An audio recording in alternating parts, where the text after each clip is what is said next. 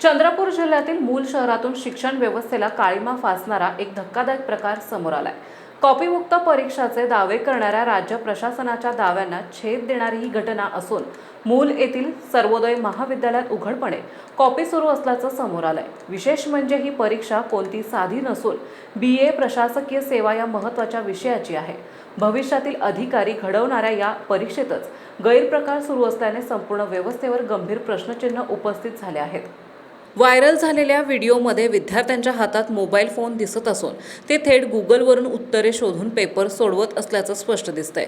परीक्षा केंद्रात कोणतीही देखरेख नसल्यासारखी परिस्थिती असून नियमांचे खुलेआम उल्लंघन होत असल्याचं चित्र आहे। यासोबतच परीक्षा केंद्रावरील सोयी सुविधांचीही अत्यंत दयनीय अवस्था आहे। कविकुलगुरू कालिदास संस्कृत विद्यापीठ अंतर्गत येणाऱ्या महाविद्यालयात सुमारे 400 विद्यार्थी परीक्षा देत आहेत।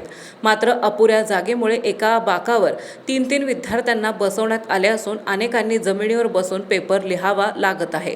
याशिवाय केंद्रावर मूलभूत शौचालयाची सुविधाही नसल्याचं समोर आलं आहे।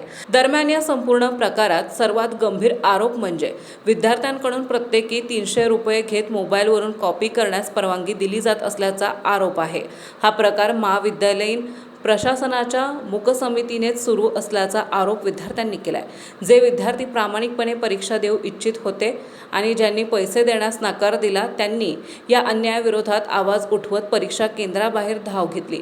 त्यामुळे या प्रकरणाची चौकशी करून दोषींवर कठोर कारवाई करण्याची मागणी जोर धरत आहे।